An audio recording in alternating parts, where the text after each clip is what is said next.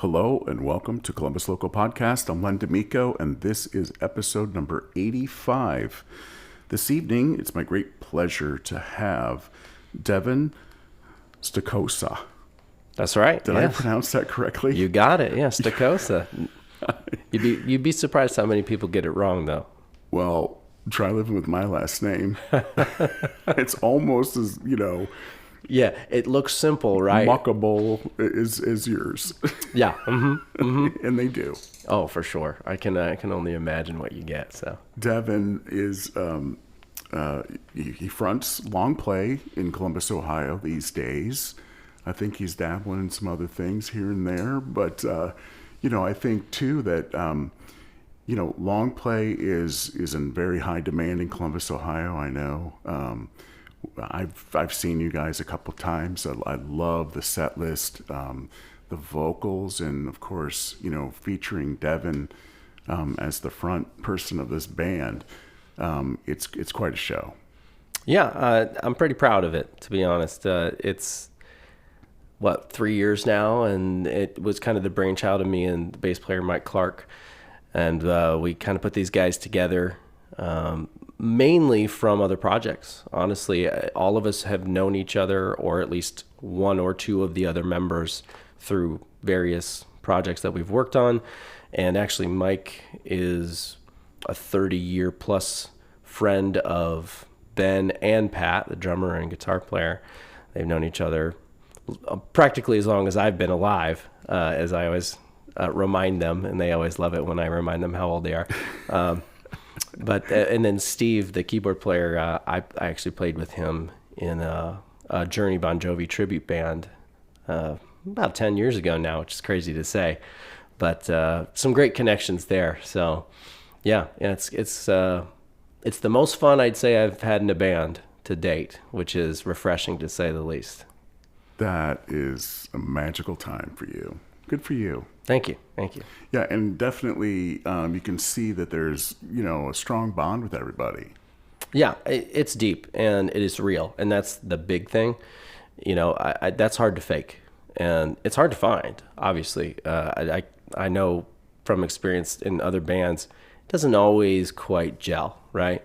Right. And it isn't that you can't make it work, and it isn't that you're bad or anything like that. It's just, there's like a feel that you get when like, hey, that's my buddy, and we're going to go hang out after this, or, that there's just that feel to it. And I think it shows, and people seem to catch on to it. It's contagious, you can tell the difference.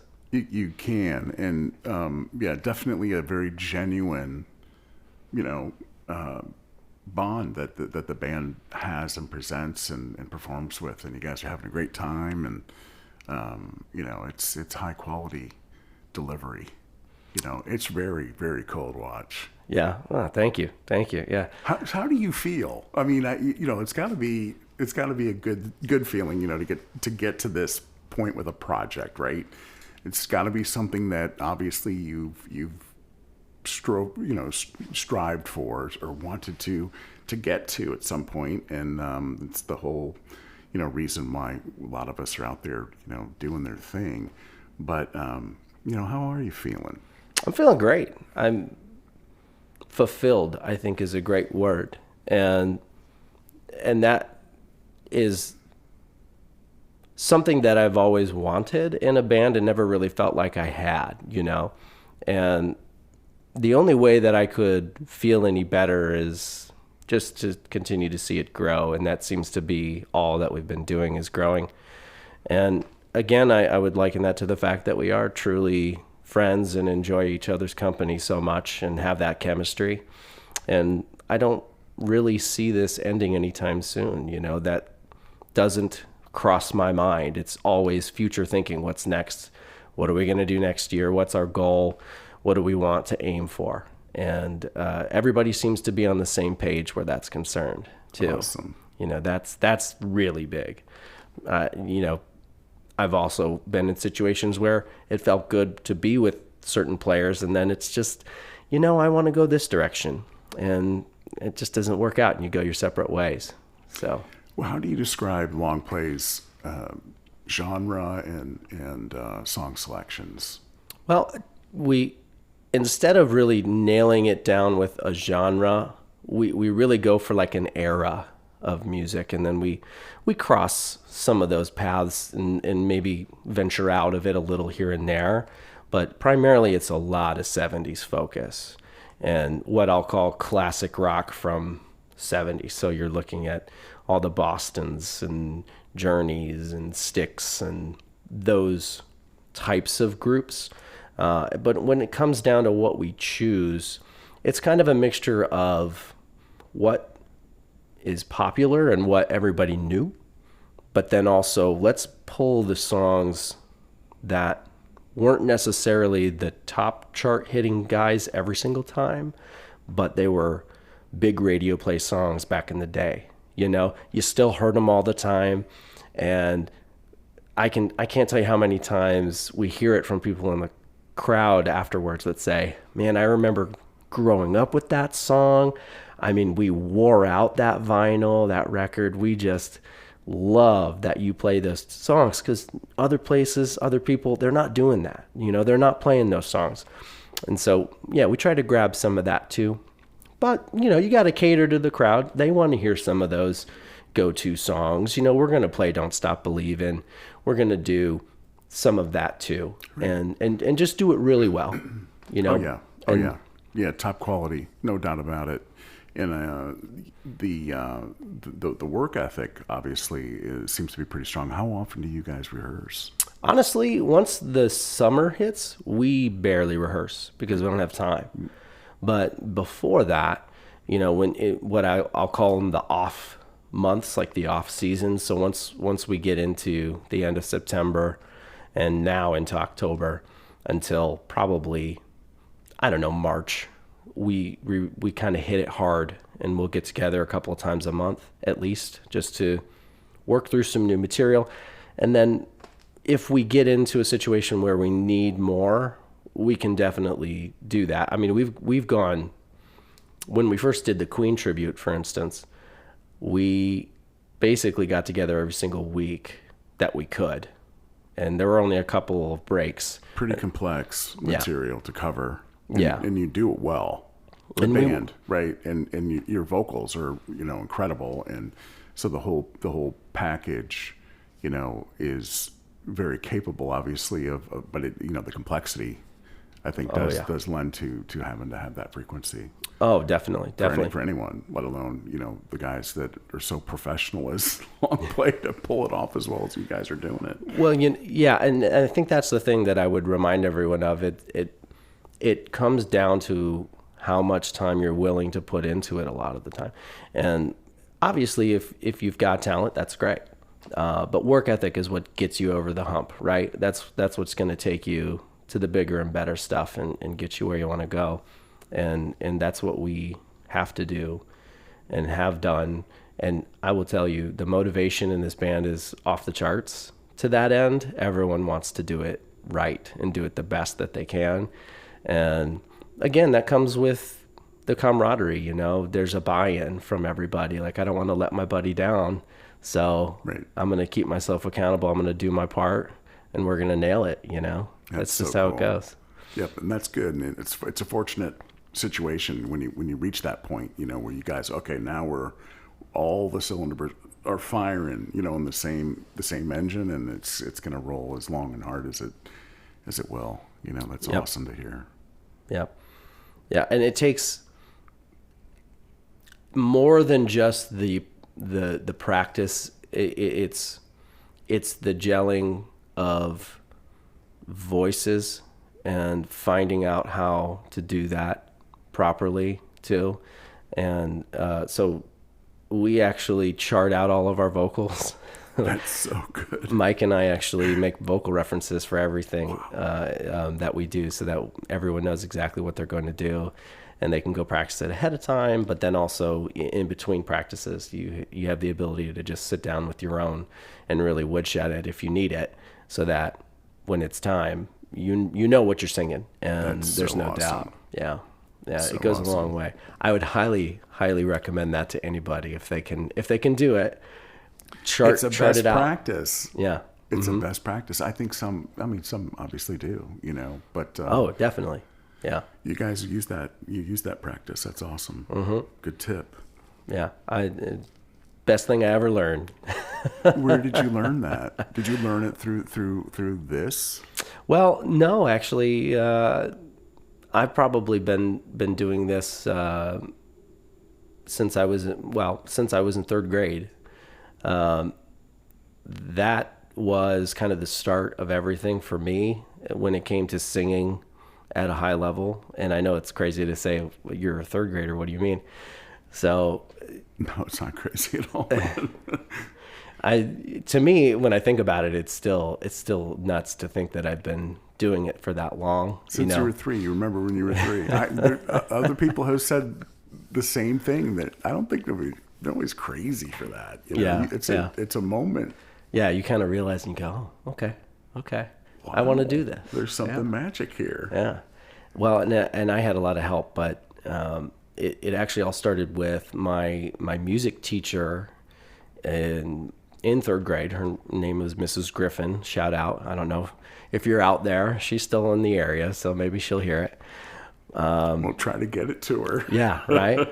I'd love for her to hear it. Cool. She really started everything for me, because she was a director for a choir. Well, one of a group of choirs, choruses. They were part of the Columbus Children's Choir, and she sent me home one day with a little flyer about a tryout for the Columbus Children's Choir, and so my mom ended up talking to her about it briefly, and she basically said, I can hold the audition because I'm one of the directors for one of the choirs.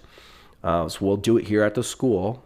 And the rest is history. I mean, I went to the tryout and ended up getting into the Columbus Children's Choir, the CCC. And I was in it until I went to high school, when my voice changed. And the first year was with her choir, and then there was a touring choir as well, and they were the top choir, if you will.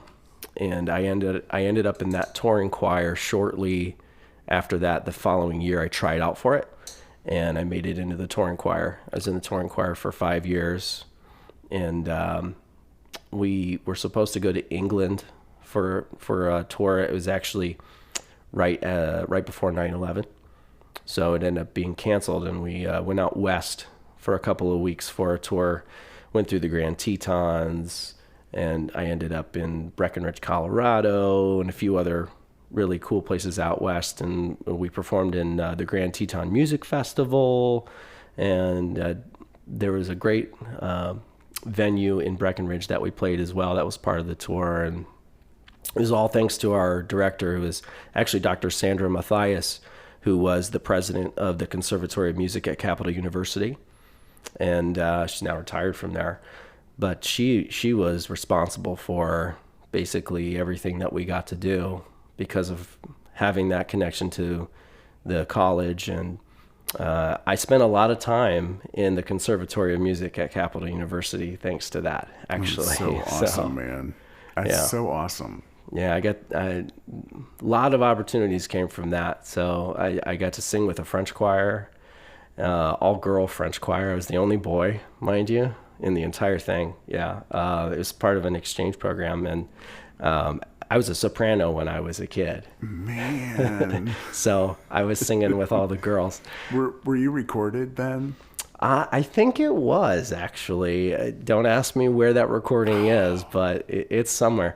I may actually have an old CD, although you wouldn't really be able to pick me out because it's obviously a choir.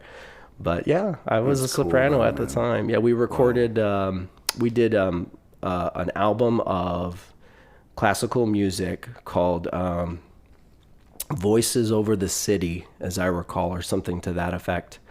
And we went around to various historical buildings downtown, actually. Oh, man. And we sang in the lobby of, for instance, at the State House, and recorded it and then put it on the CD that people could buy. And I do believe I have a copy of it somewhere. If I can find it, I might see if I can get it in your hands at some Are you point. serious? If you're curious, yeah. Well, I'm curious. I mean, I think a lot of people would be curious, Devin. Come Yeah, on, man.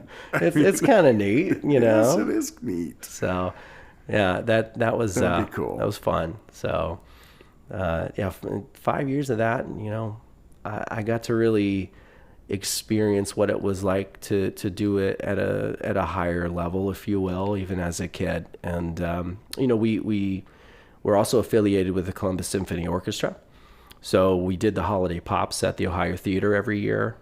So I did that for 6 years straight, singing the pops. We did a couple of operas. I was in Carmen, and I was in a production of another, actually for Capitol. That was not through the choir, but I learned about it through someone that was in the choir, and I don't remember the name of that one or where it was now. But I was basically like an extra. I was like a goblin in this production, and I got to like spike my hair with. They used to make hairspray that would dye your hair, so I had like green hairspray. Awesome. Yeah, those were fun times. Great to think about. In your singing and you're realizing this gift that you have, you know, at a very early age. Mm-hmm. But what's so awesome is folks in places that could, you know, lend the flashlight through the forest, right? I mean, you got a lot of great, honorable, authentic support, you know, genuine support. You know, that's really awesome. And you're, Yeah. you know, and it's an extraordinary experience to that point, right? Like, how old were you then like around this time?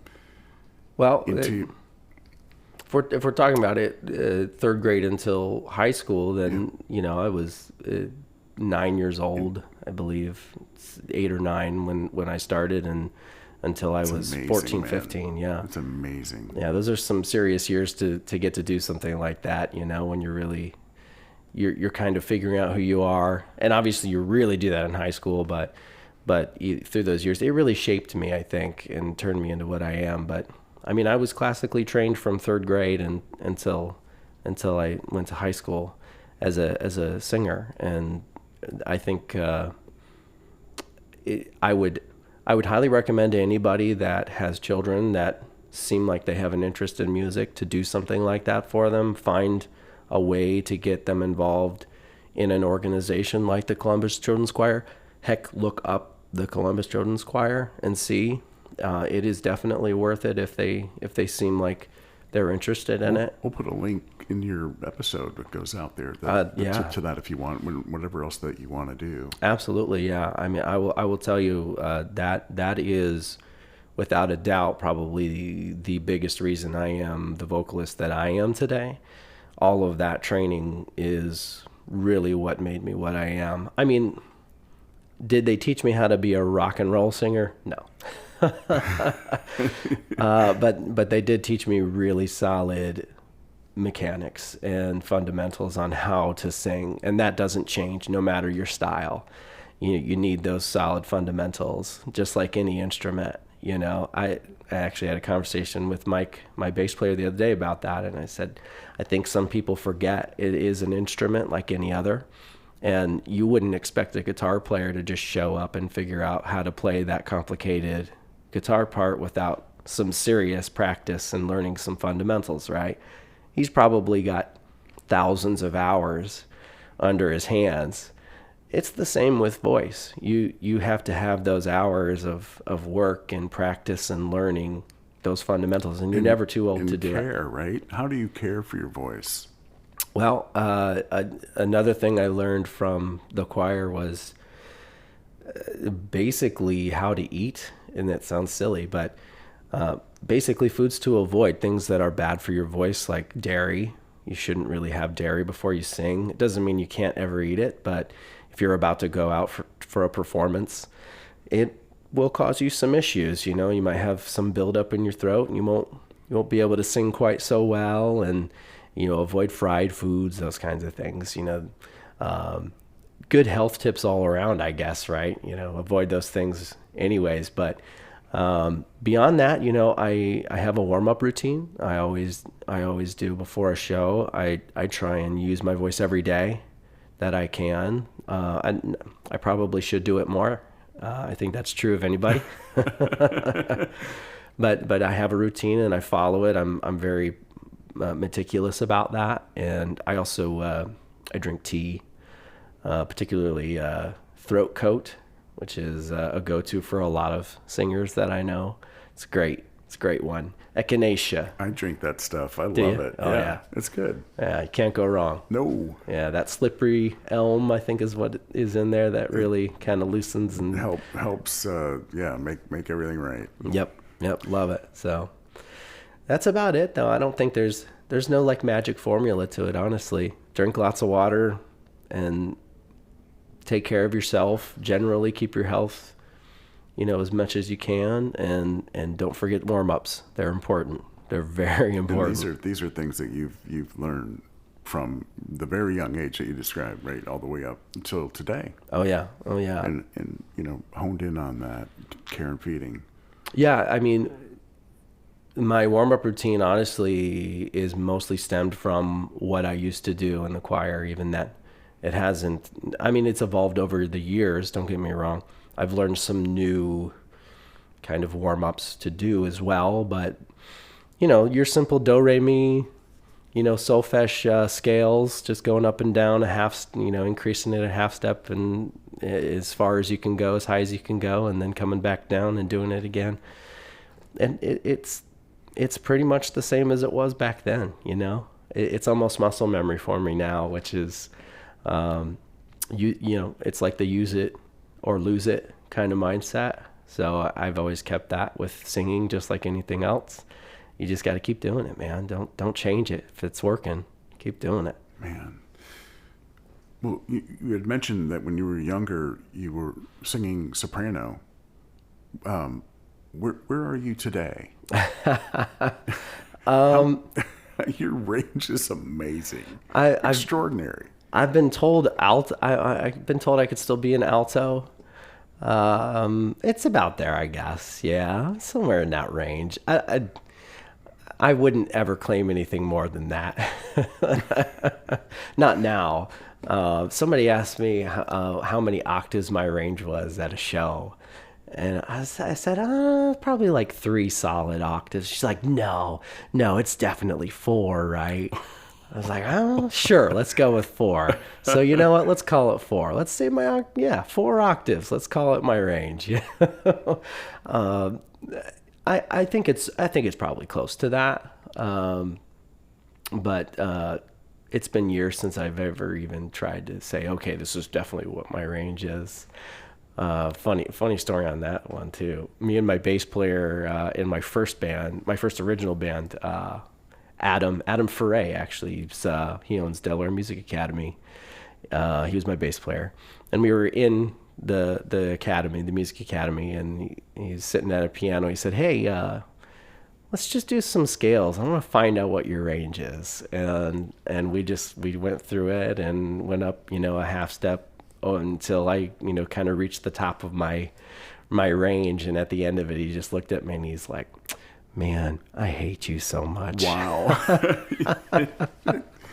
But is it that effortless for you? Seriously, like just second nature. It is, and don't get me wrong. There's a lot going on, sure, right? But it's solid technique, and I learned it the right way at a young age, and I've just continued to do it right and make sure that I do it right. It's something that's very similar to what operatic singers might do. It's called appoggio. And some Pavarotti did. His teacher taught this as well, and it was just basically support through your diaphragm and how to do it properly, and that's just what I do, and then getting the influences that I have from singers like Steve Perry. You can't sing Steve Perry unless you've got some really good support, you know what I mean? You gotta have it. So, I almost had to. I was motivated to do it really well just for that reason, just so I could sing like Steve did, even as a kid. You do a damn good job, man. Thank you. You do. It's just an amazing show. I'm kind of fanboying a little bit, I know, but it's an extraordinary experience. It really is, because you're a Columbus person, and you've got this incredible, capabilities. Little toolkit of vocal, I don't know, gifting, I guess, in your shows. It's awesome. It really is. I'm very blessed. I'll say that. Yeah, I recognize I always say talent is hard to come by. So when you have it, you should be grateful for it. However, hard work is not. Anyone can work hard, and it's the combination of the two that is most impressive to me, and that's what I strive for. I try to take the talent that I've been given and work at it as hard as I can to make myself as good as I can be at what I do. I would never claim to be the best at anything, but I always strive to be the best that I can possibly be. That's awesome. Yeah. That's a great way to live for anyone. It's good advice. So you had the choir experience and all the way through into your high school years, but eventually you made a left turn at Albuquerque. And what's your story from that point forward? I don't want to leapfrog too far. I know where you are today with at least your local experiences, and currently, but kind of take us in that gap of time. Yeah, there's a lot that happened in between, to say the least. Here we go. So when I got into high school, I met some guys that were the rock kind of guys, right? And, they were learning guitar, and, then you meet the drummer, and then you meet the guy that, for whatever reason, he's like, Ends you know up what? with the bass player. I want to play the bass, That's kind of where I am now. Yeah, right. And it's funny. It was always a joke, but it was true at the time, even if it's meant to be funny. But there was always the guy that I wasn't that good at guitar, but I could pick up a bass and play the roots and get away with it. So that's what I did. And actually, my first bass player was John Presley, which is a great name. But anyways, That is a great name. Yeah, I was always really, really excited to announce him during shows. I don't know why, I just got a kick out of it. I'm like, this is such a good name, and he looked the part too. He looked like a John Presley, he had that going for him. And he played bass. You're like, yeah, this is perfect. I couldn't ask for a better guy, But I was probably 14 going on 15 when I kind of got together with these guys. Actually, my guitar player is a guy that you might know, someone around town. His name's Bobby Withers. A wonderful guitar player and a good singer as well, actually. He's know the name. Yeah, he's got his own country band right now. That's his baby. And he was great back then even, but he was a little more into the hard rock back then as a player. And then he discovered the blues and really, really embraced it as he got older, and you see him now, he's a monster. But back then, as he was still growing, we formed our first band. We were called Spin Cycle, and we played cover music. We were doing AC/DC and Deep Purple and that kind of stuff. And our first gig was in somebody's garage. I think it was just some friend's party. I can't even remember who it was for. I just remember that there was a pole in the center of the room, like a support brace, Yep. And it was like right where I was standing. I just, for whatever reason, that sticks in my head that there's just this pole in my way the whole time. And, I'm trying to navigate a microphone stand for the first time, and it's awkward. With the pole. Yeah. Yeah. So that was the first one that lasted until John, bass player, and Brian, the drummer, they graduated. They were a couple of years older than me and Bobby. And so then it was my junior year, so I would have been, 16, 17 years old. We heard about a dispatch kind of battle of the bands, if you will, but it was for high school kids. You had the stipulation is every member of the band had to be in the age range and also be in high school. So we grabbed a couple of people that we knew. Well, Bobby knew the drummer. I can't remember how. And they were in Granville, and we grabbed a bass player that the drummer knew, and we formed Brothers in Arms was the name of this second group. And we wrote an original song. That was my first original song, and we recorded it along with 2 covers. That was my first time in a real studio for the first time at 16 years old. Nice. And understand, I'm still a choir singer at this point. Yeah. Okay, I'm trying to learn how to sing rock and pop, but I'm a choir singer, so it was a bit awkward. I tell you that experience probably shaped me the most as a singer now when it comes to style and how to escape that choral sound and delve into rock and pop. So that's where it came from. It was that experience at 16. That's a pretty personal adjustment, is it not? Oh, very much so. Everyone reacts to that a little differently, I would think. Yeah, it was extremely awkward for me and very challenging, because I'm going against everything that I've been taught to this point. Since 3rd grade, I've been singing, choral music, and even in high school is, And now you're doing Bon Scott, man. Yeah, it's such a transition, right? The left turn in Albuquerque I was talking about. Yeah, there it is. There it was, yeah. Were you drawn into that, though? Did you enjoy the music? Oh, yeah, 100%. And don't get me wrong, growing up, I listened to all this music. My parents exposed me to everything. My first concert was Garth Brooks at 5, okay? And then, from there, I'd seen so many other groups. I saw Def Leppard at the State Fair when I was young. That was a big one. I saw Tesla, Jeff Scott Soto. Maybe not everybody knows that name, but he sang with Journey for a little bit, yeah. FYI. If you didn't know, he's also with Yngwie. Drummer? Singer, yeah. Okay. Big time singer, great voice, yeah. He was on some early Yngwie music and then came back and did another one with him later. But anyways. That's all good. I was exposed to this stuff. And I sang along with it all the time as a kid, but, in that choral voice because that's all I had, So one of my favorite bands of all time is Mr. Big. And I love Eric Martin, very soulful voice. And I was... I'm like 10 years old in the house, and I'm blaring Mr. Big album on my dad's system, singing every word because I know every word of every song on this particular album, and trying to sound like him as much as I can, of course, as a 10-year-old. No way am I sounding anything like Eric Martin, but the effort was there.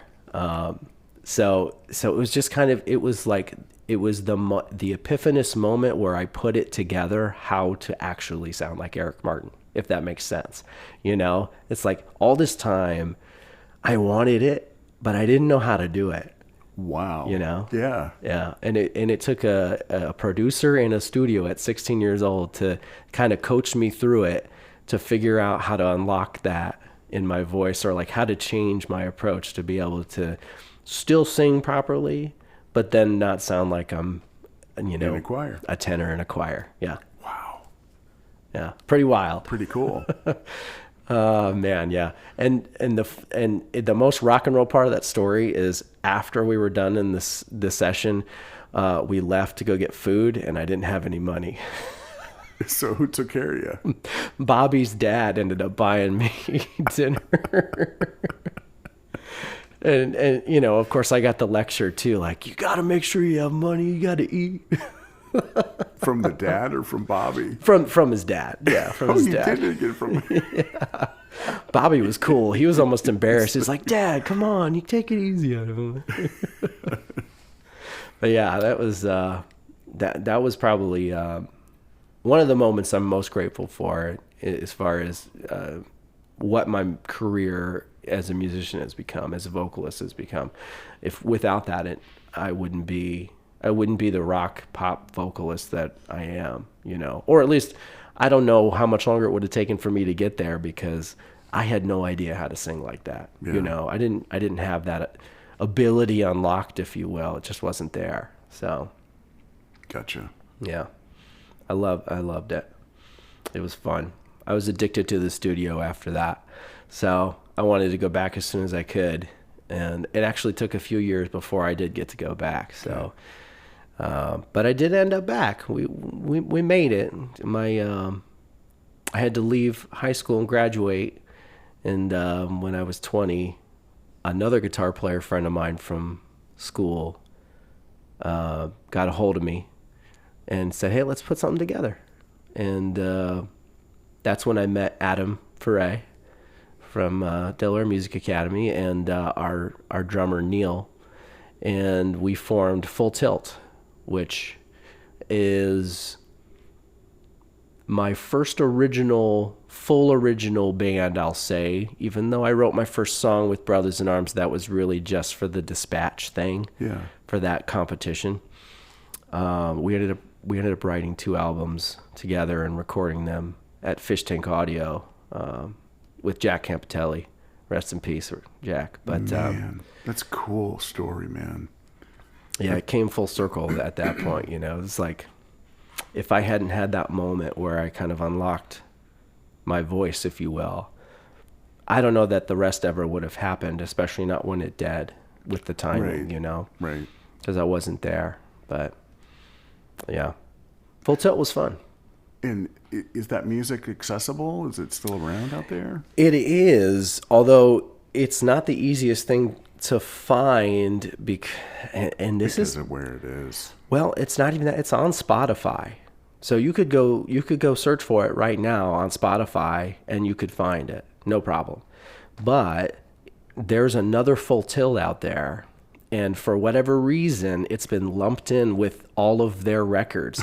So my 2 albums, and we own our music. Like we've got all the ownership of it. So it's not like it isn't ours, but they can never take it. But it looks like it's not ours. So it's funny. But I can definitely tell you where it is, and we can share that too, so people can see it if they're curious about that stuff. That'd be cool. Yeah, that was a long time ago, but I was 20 years old when we recorded the first record, and we recorded the second one the next year when I was 21. So cool. So I was still unrefined. I was still getting better. I'll put it that way. I've definitely improved a lot since then, but A couple of years have taken place. yeah, and I didn't know what steady gigging was like yet. That was new to me as well. So getting used to that kind of lifestyle and figuring that out, that was where I kind of learned that in Full Tilt. So Full Tilt not only recorded, but you guys supported those productions with live gigs. How often did you guys gig in a year? With the original music, we were doing probably 20 shows a year to start. It wasn't tremendous, but for me at that time, being new to it, it was a lot. And we did about 2 years of that, about 20 to I think we did about probably 35 total shows as Full Tilt for those 2 albums, I'll say. And that's actually how I met Christian, was through Full Tilt. We played at Slapsy Maxie's, the old Slapsy Maxie's. At the one at the Continent? Yeah. Yeah. The OG. That's the OG. That's right. Slapsies. Yeah, that's how I met Christian. I had my first Thanks We'll Call You experience with him on my very first night during sound check. The stories are real, people. If you don't believe it, it's real. Michael Christian. Yes, Michael Christian. He taught me, he showed me the ropes when it came to live production and performance. I learned so much from him from those early days in Full Tilt. I mean, the influence he had on me is real. I will say that. So, and I know he felt it too, because when I saw him later in life, when when I was in other projects down the road, 10 years later from that moment, we could still talk like it was that first day. And he knows me. He's like, hey, it's good to see you again, man. You've come so far. You're doing it. Yeah. And he still says, thanks, we'll call you. Cause I mean, you got to keep you humble, You guys are like-hearted, Yeah. Big-hearted people. Yeah. Absolutely. Yeah. He's a softie under it all for sure. But, those were good times. I learned a lot about what it was to be a performer and started to kind of perfect what that was for me. I was really awkward at first. There's some great photos of me back in the day with longer hair, dyed black, and skinny jeans. And there was always a joke in the band that they took bets on whose waist size was smaller, mine or my girlfriend's. And were you wearing what kind of, like, what was on the top? Were you wearing like a tee? Oh, I had like ratted tee, or were you wearing a sport coat? I had some like tank tops and old ripped up shirts, and like I had a Whiskey A Go-Go shirt I wore a lot. That's your look. Some band tees, Same look you have today, man. Yeah, It hadn't changed too much. Yeah. Get lots of black, lots of dark clothing, some jewelry, some accessories. Gotta look cool, Bling. Yeah. There you go, bling. I like that better. But yeah, I learned how to be a front man, how to entertain and captivate people, or at least try. And still working on it, but I've definitely come a long way since then, and I'm grateful for that. But the big thing that kind of led me to be more of a powerhouse in the sense of being able to just do it night after night after night and learn how to adapt to that was actually the next step in Full Tilt's lifespan, which was a transition away from original music. So we met an agent through a mutual band. They were recording a promo through this guy. And they said, hey, we got to fill a full night. We're just doing our promo. It's like 90-minute set and we're done. Do you want to fill the other 90 minutes? You'll get a free promo out of it. Nice. I mean, who would say no to that? Right. So, of course, we did it. And it was at this little place over off 23. It's not even there anymore. Nobody was there. It was really just for the video shoot. And we had never met the agent before. It's Van Easterday, New Lakes Productions. Never met him before. Didn't know who he was. I just knew he was affiliated with Lieutenant Dan's New Lakes. That's all I knew of him, right? And we go in there, and at this point, we're like, hey, we're going to transition a little bit. Let's play some cover music. We got to cover 90 minutes. We don't want to do just our original music. We'll throw some covers in there. We did some heavy metal. We did some hard rock. We did some Journey. Appeal to everybody. That's kind of what we did. And Van heard it and came up to us and he said, listen, if you guys can do a whole night of that stuff, of the poppier stuff, and you can mix some rock in, but if you keep it, pop and rock and keep it like top 40 as much as you can, I can make you a lot of money. I can book you all year round. And we're, okay, we like money. We're trying to make some more so we can, fund our next album, is kind of the mindset at the time. Yeah. Let's do it. So we learned, I shit you not, we learned like 40 songs of just like top 40 style music, some of it rock, most of it Columbus pop. band scene. Yep. Right. What you hear now around the scene, we were doing it then. And we basically fully transitioned to just like a cover band. And we played 100 shows a year. Okay, he wasn't lying. I remember Full Tilt as a brand. Yeah. Back in the day. This is into the 90s, right? Am I thinking right? What for us? Yeah. Oh no, this was like 2000s? early 2000s. Okay, yeah. So it's even beyond that. Yeah. Yeah. It was after that. We knew it was because it was like a snowboard brand or something like that. And we're like, yeah, who cares? We'll just be full tilt until somebody tells us we can't be. You know what I mean? They didn't care about a cover band, but you were playing Lazy Chameleon and the Columbus area, like you were playing all the bigger rooms, right? yeah, we played around Columbus for a while, and then we started to travel up north a lot. So we would go to Cleveland area, Toledo. We even made it to Michigan.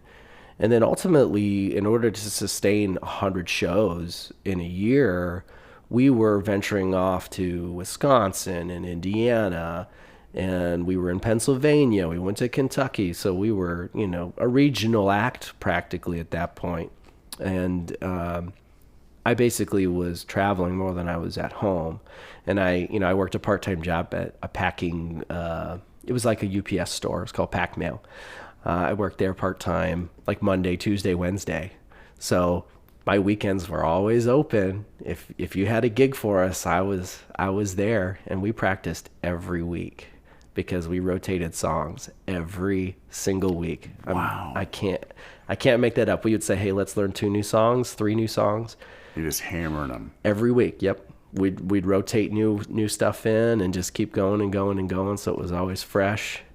100 times a year, you know what I mean? Yeah, made decent money. I can doing imagine. I've never personally experienced what you're describing. You're a storied entity here in Columbus, Ohio. That's a lot going on, and not too far away. And I mean, not too distant past in the 2000s. Full Tilt. You guys ran as an original band and then transitioned to a very, very popular cover band that traveled and toured regionally with literally hundreds of gigs. For how many years did you do that? As the actual traveling cover band, it was about 5. And throughout that 5 years, we probably played almost 500 gigs. It was very close to 500 gigs total through all that. So what an experience. Yeah. Any road stories that you're allowed to share with us? Because something had to happen, man. 5 years on the road like that? Are you kidding? I mean, was it a fun time? Oh yeah. It was plenty fun. It was plenty fun. I'd say most of my stories came in the most likely places. Put-in Bay would be the big one. So one of the best stories I can tell you, and I can't leave this out. So part of the Full Tilt experience was another band that was ultimately Full Tilt plus a keyboard player, and that was Bad Medicine. So Bad Medicine was a Journey Bon Jovi tribute band. Yep. And it was kind of, there was a moment where Bon Journey kind of fell off the map for a minute. They kind of had an internal dispute, and they were away from the scene, right? And so Van, our agent, talked to, of all people, Rob Chrisman, who used to own Lazy Chameleon, and said, we should really find someone to fill the void of that Journey Bon Jovi music. And they turned to us and said, if we find you a keyboard player, will you do this? I said, sure. And that's how I actually met Steve Paxton, my current keyboard player. Nice. And he was in that group with us. So I say that because that's important, because this story was kind of a mix of those 2 bands. Okay, so Adam, we're in Put-in Bay, and this was with Bad Medicine for this particular night. One of those weekend gig deals. Yeah, you got the whole weekend, couple shows. Yep, you show up to the island on a Friday, and you leave on a Sunday. Hurting, hungover, feeling the after effects of the weekend. Big party. So, yeah, one of those. So I think it was the first night. Adam was hungry and he wanted to get some pizza, and it had been raining. So we all went back to, they had a house for the bands that everyone could stay in. So we all went back to the house, and he was hanging out and went and got pizza. So he walks in the door and he sets the pizzas down, and he's dirty. He's very dirty. And we're like, how? You are where did all this dirt where there's like leaves on his pants? Like, what happened, dude? I said, well, the top pizza's mine. You guys can have the bottom one. I'm like, oh, okay. So we open up the top one. I have to know what he means by this. Why is the top one his? It's covered in leaves. Okay. And it's just a jumbled mess inside of the box. So he sprinted in the rain after getting this pizza and fell right in the front lawn of the house we're staying in. And just one pizza just flew across the lawn, and he scrambled to pull it all back in the box. But he was still going to eat it, but he's like, no, I'll eat that one. It's fine. You guys can have the clean one. And that's the tame story that I'll tell. But there's some other ones that too. You're not going to tell us? Maybe I probably shouldn't. You know, I'm thinking he's putting me on with this pizza story, and he is. That was a real one, but I don't doubt that it was real, but I thought, that's all we're gonna get. The true crazy ones. I don't know. I don't know if I should delve into some of that stuff. It's quite all right. Oh man, I'm sorry. Respecting privacy is a good thing. Right. Yeah, and I don't want to get into it for the other guys. So for Tiffany Bumgarner, shout out to Tiffany Bumgarner. She fronts the Martini Affair. Yeah. She's always looking for a good tooth story. Anything along those lines for Tiffany? A tooth story, huh? You know, I don't think so. I think we avoided tooth stories. That's fair. I've got a kidney stone story, but not a tooth story. Not quite the same. Sorry, Tiff. We'll move on. Man, yeah, that's a bummer. Well, you never know. I've hit my tooth on a number of microphones over the years, but never broken one, thankfully. Maybe I should knock on wood. I shouldn't say that too loud. Oh yeah, I've got funny tooth stories. They've been told already, though. Yeah. Maybe most of them, but yeah, no, that's cool. I mean, golly, what a. You're in your age bracket too. That's a young person out there doing these shows. Yeah. Were you trading off a day job with all that too, or just a part-time gig? Just a part-time gig. Really, it wasn't anything serious. It was just kind of supplemental income to kind of make up for what I needed that I wasn't getting from all the shows. Yeah, but you guys were working. A lot, yeah. I really cool. I was good. I didn't need a lot either. I didn't have a lot at home at the time, anyways. So my expenses were so minimal. It didn't matter to me. I was just enjoying the ride, having fun, and Yeah, and you're launching right into all that the '80s material with those projects, and feeling good about all that, and oh yeah. Good stuff. I never personally got to see those. I was raising family and stuff like that for me during those years, but I knew the names of those bands that you mentioned. And you then, where'd you go from there? Well, because Full Tilt then kind of did it run its course, and then you guys just kind of. Yeah. There was a number of events that kind of led down the road to ruin, if you will. And Adam left the band to focus on family, and then the music academy, and then my drummer Neil left shortly after that, and he actually moved away, and we got a new drummer and a new bass player, and we were doing okay. And my drummer ended up shattering his ankle in a snowboarding accident. Just to bring that full circle, we're called Full Tilt after a snowboard company, and my drummer shatters his ankle snowboarding, of all things. So I don't mean to laugh. I mean, poor guy, right? Yeah. Drummer too. And a drummer, yeah. Right foot. I believe it was whatever foot he was hitting with his kick. The right foot. Well, maybe. Depending. likely. I can't remember. And I'm a lefty, so I play with my left foot on my kick, so maybe it was his right. I don't know. Just curious. I have to ask him. His name's Alex Vaughn. He's still around. He still plays drums. And he's a weatherman too, by the way. Good recovery. Pretty cool, huh? Yeah, it's very cool. Yeah, but yeah, once that happened, things kind of went downhill from there, and we ended up splitting apart. My bass player was about ready to be done too. He's like, yeah, I just need a break, because we were gigging 5 a years, lot. like at that pace, that's heavy. Yeah, it was a lot to do, and I get it. I was starting to get burnt out too. You know, I could feel it, and I was ready for a break. So I basically told myself I was going to walk away from music for a little while.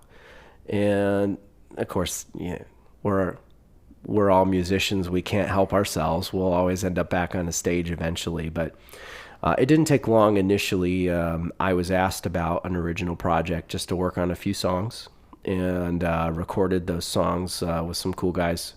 A guy from I believe he's from Fremont. And he's the one that wrote it. But anyways, that was actually with Jason Levitt on drums. That's how I was introduced to the project, was through Jason. Oh, cool. And I ended up, we played a handful of shows, probably close to 20 shows total, as a group called Shining East. From there, the original group was called This Hate of Mine originally, and he had already formed Shining East at the time, Jason had. Sure. So we just went with that moniker for a while until the original music was ready. It didn't quite ever get ready. We didn't get it finished, unfortunately. The guitar player who had written it also had a 5-year-old son, and he was a little more preoccupied with raising his family, understandably so. So we just didn't end up finishing it, and so that was a bit of a short-lived project with him and Jason, but enjoyable nonetheless to do those shows with them. Got to kind of see another side of the music scene with them, and then I took a 3-year break. I didn't sing for 3 years, and got a real job, if you will. You know, the old the adulting realization. Yes, indeed. Oh, the dreaded moment. Yeah, I was a lineman for Spectrum for a couple of years. Cool. And did that and got tired of it. So I moved on, ended up working for a lighting company. And I was kind of their jack of all trades. I did a little bit of everything for them. Ultimately ended up working with their website and the e-commerce side of things with them. And then I transitioned to the company I'm currently with. And now I'm a marketing manager, of all things, right? That's cool. Yeah. It's I enjoy it because you can market anything, and I guess the work you're doing is always a little bit different because every company is a little different, but the skill set you need doesn't change. So I can kind of take that anywhere, and it keeps it interesting for me. And considering what I came from, you know, being in bands, and I ran the website for Full Tilt as well, and I was, the youngest as well. And social media was just kind of taking off, and I was an avid social media user. I will admit it. Yeah, I'm that generation. We were the ones that grew up with it. Okay, Facebook was a thing when I was in college. You know, that was the start of it. It was invented when you were in college, was it not? Look, I was the specialist of special. I got invited by somebody in college at a point where that was the only way you could get on Facebook. Okay. You had to know somebody on Facebook with a college email address because that was the only way to get on Facebook. It was only for college kids. Yeah, that's the era. Yeah. I'm the OG guy there, you know, that's mine. But anyways, so naturally, you know, Yeah. I was doing marketing and I didn't even know what it was. You know, so it was like an obvious transition for me to just end up doing what I'm doing. But once I got there and I got comfortable, it was a realization. I can go back to music now. I'm happy with where I am. Right. I have a 9 to 5, Monday through Friday kind of a job that's flexible, and I actually like what I do. I can kind of pursue this again. And then the question was, do I want to? And well, it didn't take long to answer that one. Obviously, I ended up right back in the saddle. And it's funny, when I was in Shining East, I had been approached to join several bands. And because I had announced that I was leaving Shining East to take a break. And so many people reached out and asked, hey, we could really use a singer if you're interested. Here's some demos. Let me know, right? They're coming to you. Yeah. They were asking if I wanted to be in theirs. And I said, look, I'm really just walking away. And there was one offer in particular from somebody. I remember it only because the music they were doing was very similar to Bad Medicine. It was that 80s stuff. And I'm like, yeah, if I was going to pick one, it would be that. I would want to do that stuff. And I remember it was my last show with Shining East. I was at Lazy Chameleon, and I was approached by James Pat from Stadium 11. Sure. And I told him no. I wasn't interested. 3 years later, I remembered that conversation, and he actually got a hold of me again. Funny enough, the week after I had just gotten off the phone with my mom a week before this, and we had talked about this because she said, I'd really love it if you could get back into singing. You're too good at it to give it up. You're telling me you don't want to do it anymore? I'm like, no, I do. I want to do it again. I think I'm ready, Mom. And then a week later, I get a message from James again saying, hey, just checking in. I don't know. It's been a while, but if you're interested. So I got a hold of him. I ended up in Stadium 11 for a couple of years.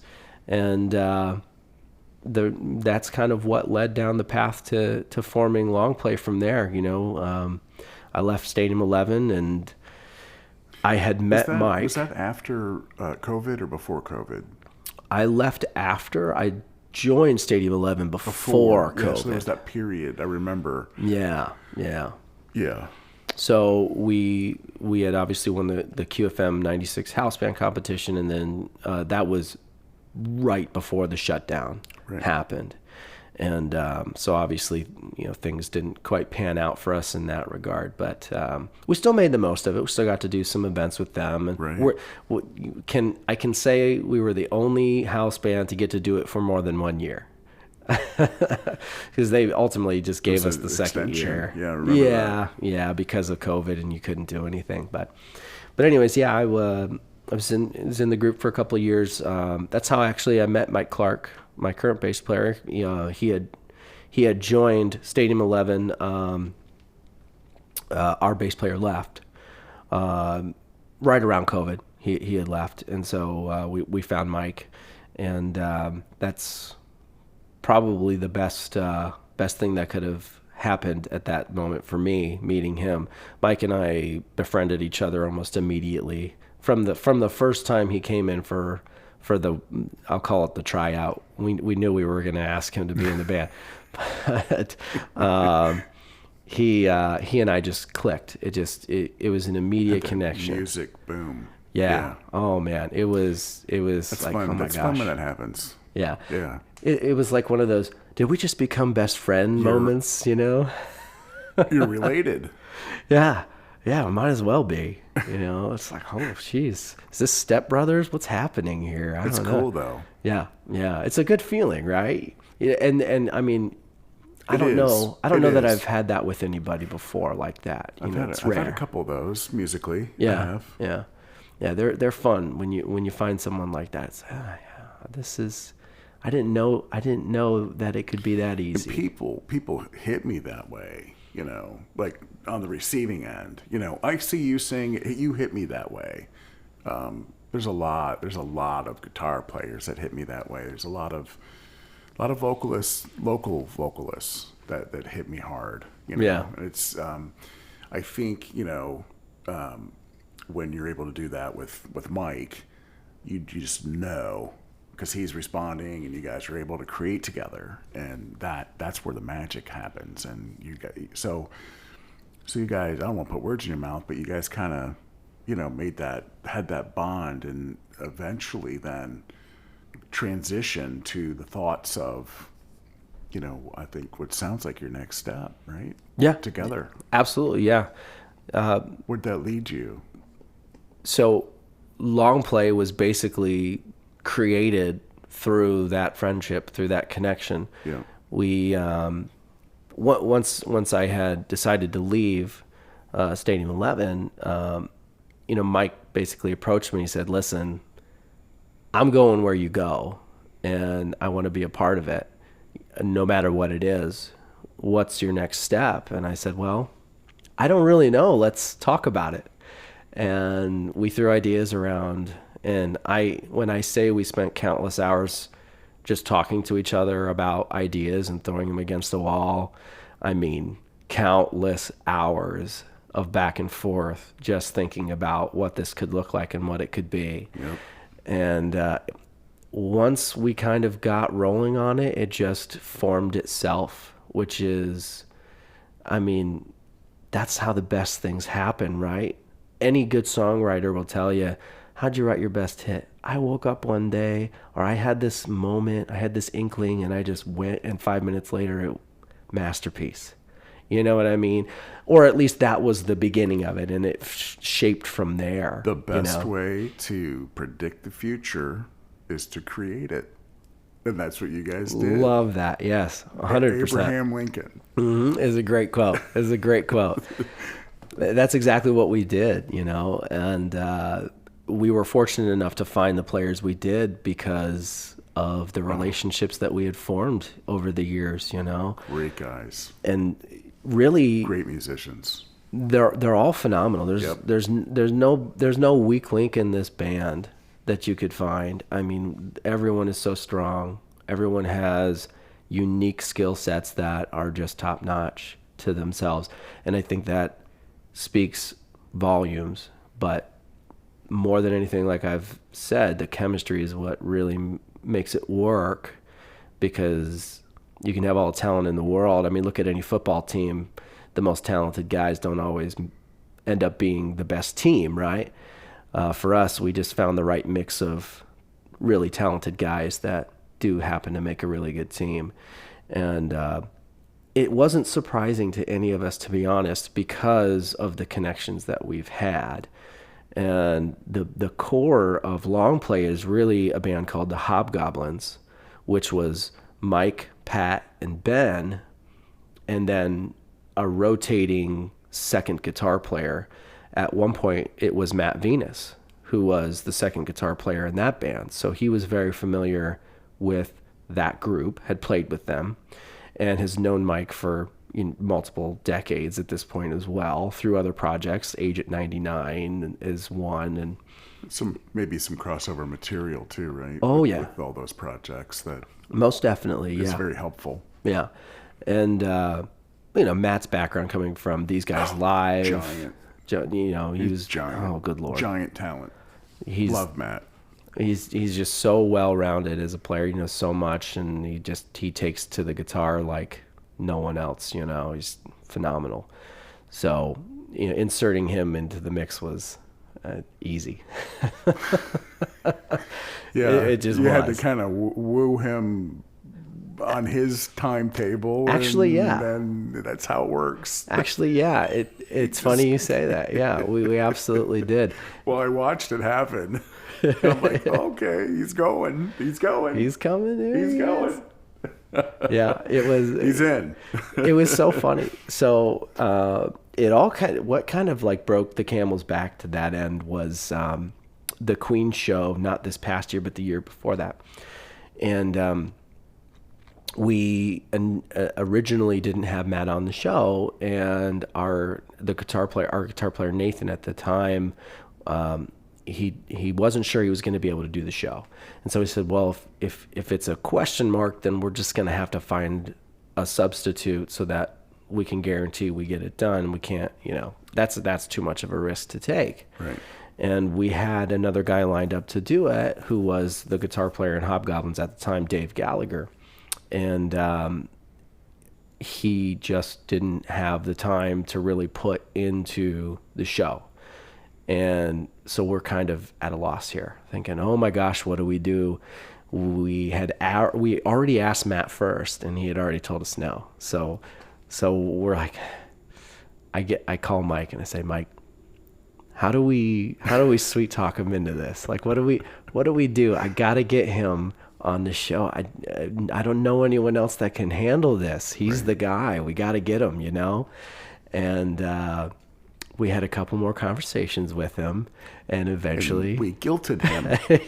You guilted him, didn't you? No, not at all. Look, you can ask Mike about that. Okay. He's ultimately the one that convinced him, but I think he did some thinking. One thing he said, oh, I talked to my wife. And it's a commitment. Yeah. It is, you know, because he's not going to just phone it in. Not at all. He's going to do the work. He's going to woodshed it and be ready. Exactly. Period, if he commits to doing it. Yeah, exactly. It's just getting him to that point. It's a big deal. I can see that happening. He's such a genuine person. Oh, for sure. Yeah. And like everyone else in the band, right?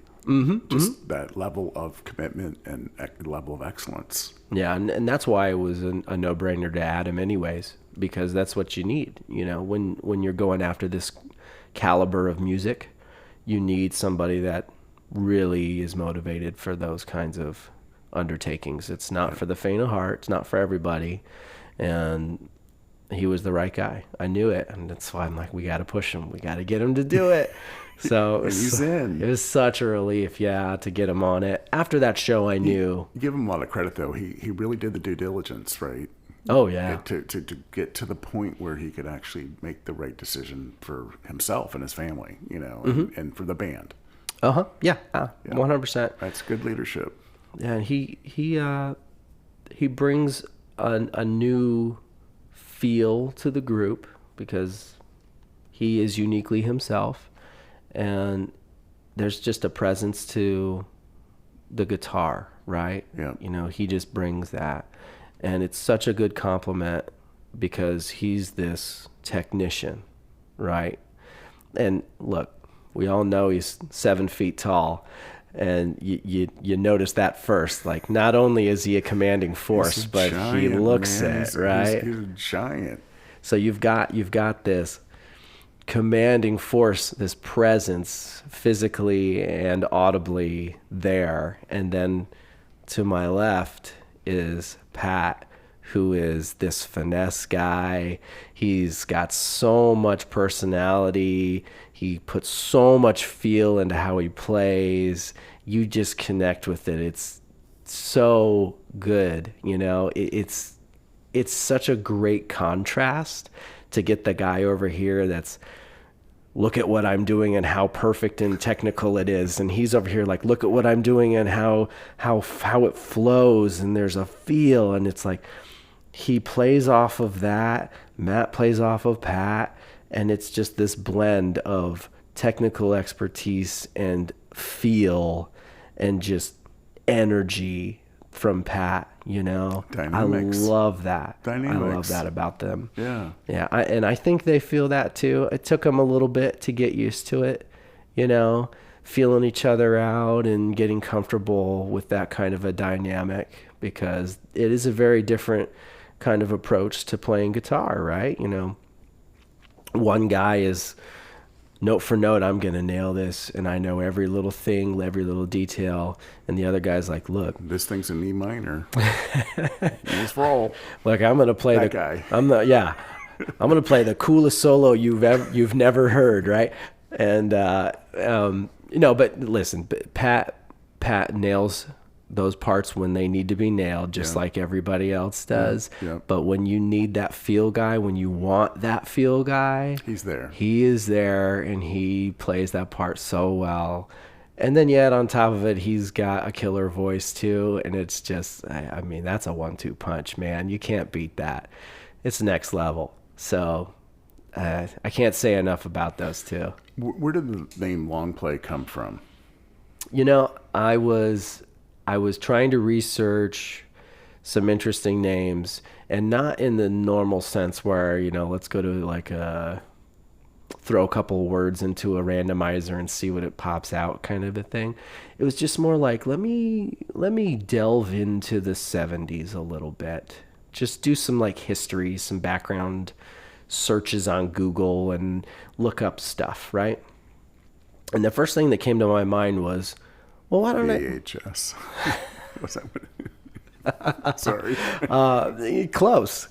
No, the first thing that came to my mind actually was to look up the Beatles, which may sound interesting to some, but the Beatles were probably the biggest influence on what the 70s really was, right? I mean, sure. They shaped it. Yeah. Oh, yeah. And really opened the door to what became very experimental music. You know, they were doing that. And before them, it was everybody kind of did the same thing, right? Yep. And then all of a sudden it was like, well, why don't we do it this way? Why don't we try this? And you started to hear, well, bands like Yes, bands like Rush, you know, that wasn't like anything that you had heard before. Right. And they you were know, obscure. Yeah, those prog bands, but you know, obviously the pop stuff too, and there were some Beatlesque bands out there, tons of impersonators, if you will, that were trying to just mirror what they were, and those were present too. But you got some really great music from what the doors that they ultimately had opened through what they were doing at the time. And I don't remember what I was reading, but it was something about the Beatles, and somebody was referring to records. And maybe it was a particular Beatles record that they said that they were listening to, and they always, you know, they were likening it to something to make a point, right? And so I'm thinking, okay, that's kind of neat. And I keep reading, and he mentions long play, and I go, oh, that's what LP is. You know, I knew that, but it doesn't quite, you know, connect with me that, hey, that's what that is. I said, well, we're going to play a lot of 70s music. That was the era of vinyl. That's when everyone was listening to LPs. Very cool. And why don't we just call it long play? You know, I mean, it's like a no-brainer. It's like a light bulb went off at that point. And, you know, I made the first logo that same day. Within the hour, I drew it down. I just drew a record kind of halfway onto a page and put long play next to it, put an LP in the center of the record, and I said, that's the band. That's it. Absolutely. I sent it to Mike, and he said, perfect. I like it. Let's go. It's perfect. That's really cool. Yeah. It was serendipitous. I'll put it that way. You know, of all the things, I'm looking up the Beatles, and I land on that. So it's good stuff. Yeah.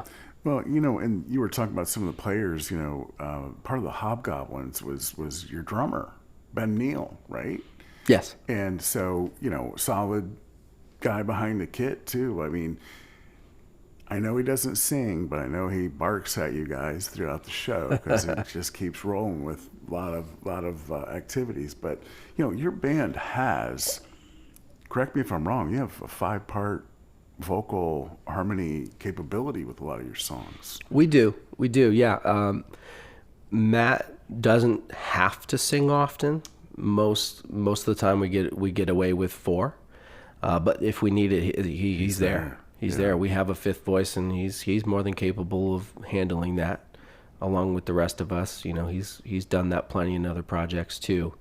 So it's nice to have that option for sure. But it's one thing to have 5 people who can sing. It's another thing to have 5 people who can sing. Right. You know what I mean?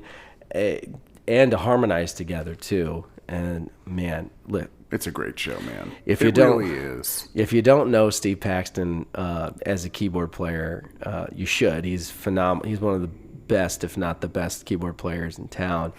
But he's also a very gifted vocalist as well, and he can pick any part up in an instant. You tell him what to sing, he'll play the notes on his piano real quick one time, and then he'll sing it right back to you.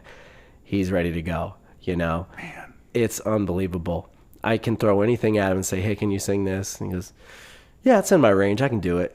And then the next time we're together, boom, it's there. Nailed. It's there. And you're just like, thank you. All right.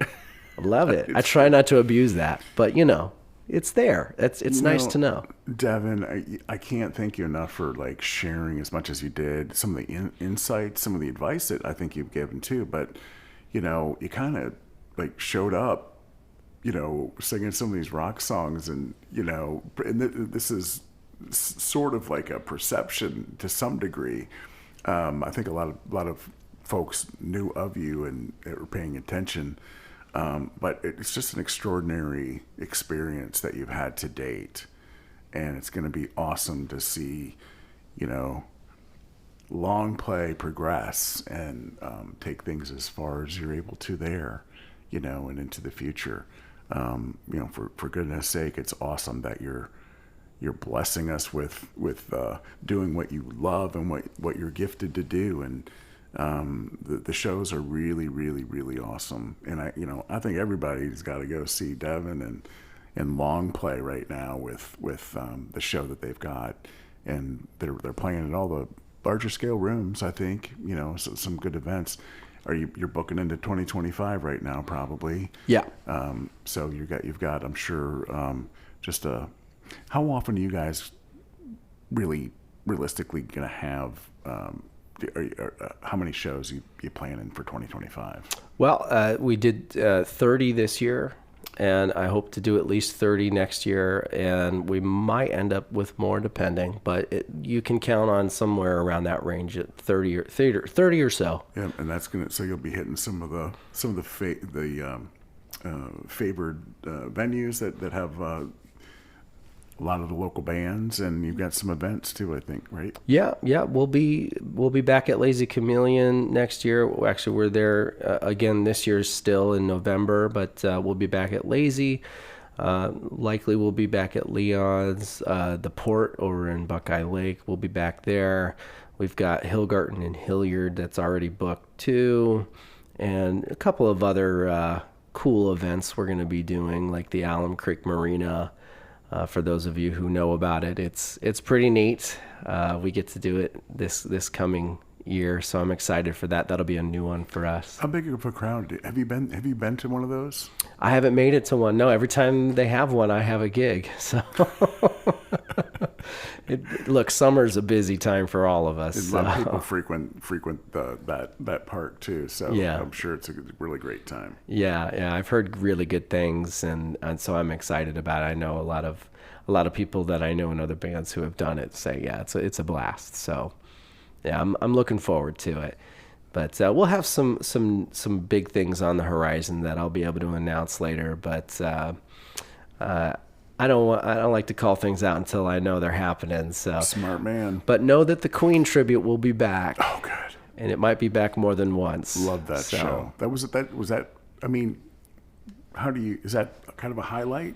The Queen show? Always. Okay, good. Yeah, I absolutely love it. I'm a huge fan of Queen, and Freddie was a big influence to me as a singer. I relate to him a lot, I think, and he was very, I'll use the word theatrical.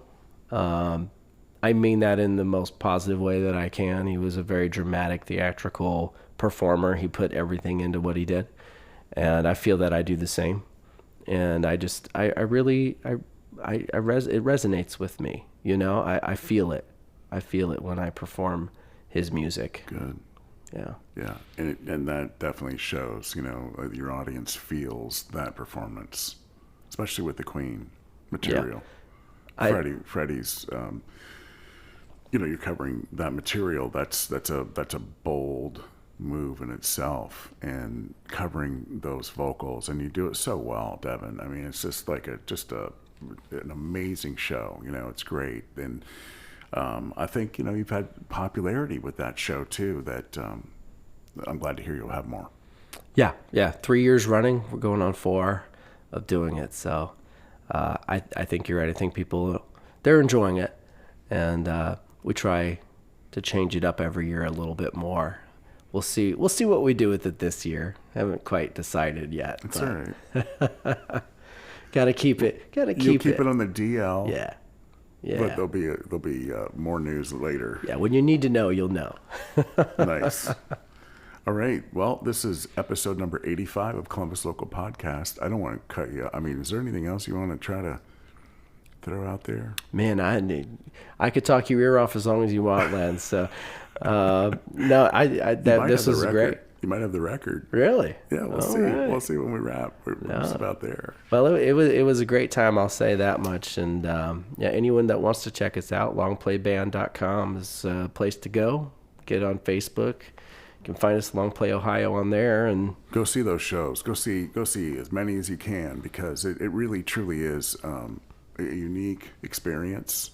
Very, very, very high quality. We're very fortunate to have Long Play kind of touring the Columbus area, and I'm sure beyond too, right? At some point.